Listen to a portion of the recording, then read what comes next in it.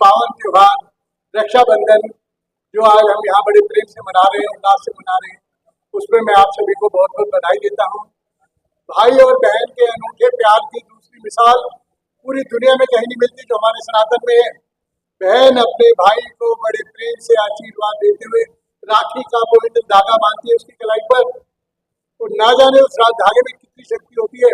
भाई में अपने आप एक संकल्प आता है कि अब चाहे मेरे प्राण चले जाएं, मेरी बहन को कोई परेशानी मेरे होते नहीं होनी चाहिए। इतना अनूठा त्योहार, पूरी दुनिया में सभी इसको प्रणाम करते हैं, सनातन की महान संस्कृति को नमस्कार करते हैं।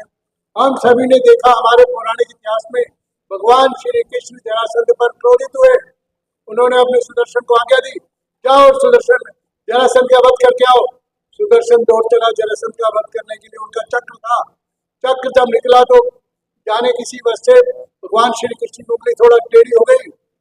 जब चक्र उनकी उंगली से निकला तो उंगली से उनकी धारा बह निकली। सभासद में उसमें उनकी वहां बहुत सी रानियां भी थी, उनके और अनेकों परिवारजन भी थे, सभी देख रहे थे। किसी ने कहा कि वैद्य को बुलाओ, किसी ने कहा कि पानी लाओ, किसी ने कुछ कहा।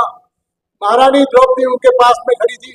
उसने तुरंत अपनी बहुमूल्य साड़ी को फाड़ा और उसकी एक पट्टी बनाकर, एक कपड़ा बनाकर उनकी उंगली पर लपेट दिया और उसको अपने मुंह से उस उंगली के खून को चूसने लगी ताकि भाई को आराम मिले।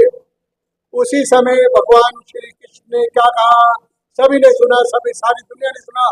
बहन, आपके इस राखी के धागे का, आपके इस अनमोल बलिदान का कर्ज मैं जल्दी ही चुकाऊंगा। जब भी आपको कोई परेशानी होगी मैं आपकी मदद के लिए घोड़ा चलाऊंगा। हम सभी ने देखा जब द्रौपदी की लाज अपने कौरवों के दरबार में संकट में थी, उसने एक ही बार पुकारा, मेरे भाई, मेरे कृष्ण आ जाओ। उसने उस छोटी सी साड़ी के टुकड़े को हजारों गज साड़ी में बदलकर उसकी अपनी बहन की लाज की रक्षा की।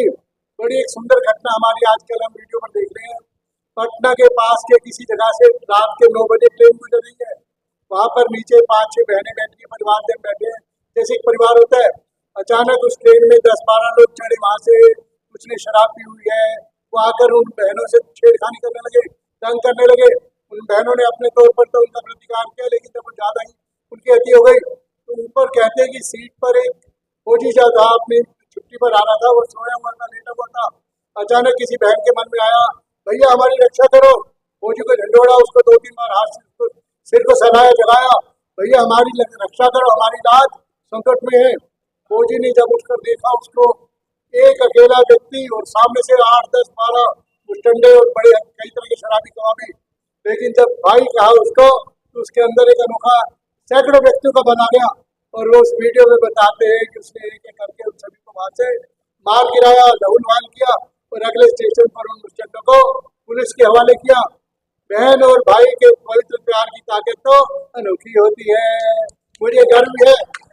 एक और बड़ा, एक IAS में बड़ा सुंदर प्रश्न हमने देखा। जब वो इंटरव्यू के लिए गए तो उन्होंने क्या पूछा, जो सामने से ऑफिसर ने पूछा कि आप एक सड़क पर जा रहे हो, प्रैक्टिकल पार्ट पूछते हैं कि आप उसको कैसे निराकरण करेंगे।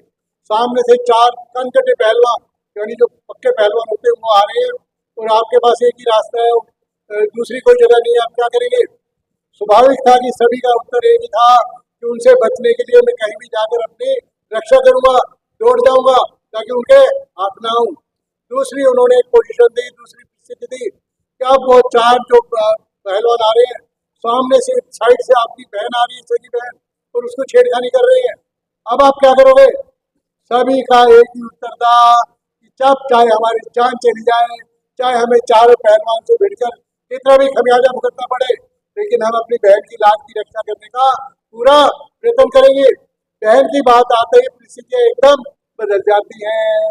साथियों, रक्षाबंधन का यह अनोखा त्योहार, भाई बहन के पवित्र प्रेम का त्योहार, हम सभी इसको नमन करते हैं, प्रणाम करते हैं और हमारी भगवान से प्रार्थना है भाई बहन का ये पवित्र त्योहार हमारे सनातन का पूरे विश्व में इसका प्रकाश फैले और चारों ओर उजाला हो। बड़े प्रेम से बोलेंगे, बोल सच्चे दरबार की, प्रभु के प्यार की, आज के आनंद की। धन्यवाद।